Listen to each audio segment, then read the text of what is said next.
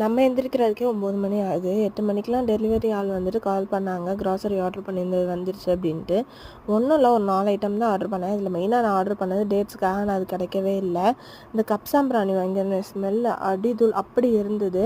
அப்புறம் fruit custard செய்யலாமேன்னு சொல்லிட்டு plan. அதனால் இது வாங்கியிருக்கோம். செய்வேனா இல்லையா, எப்படி வரும்ன்றது நான் ஃப்யூச்சர் வீடியோவில் போடுறேன்.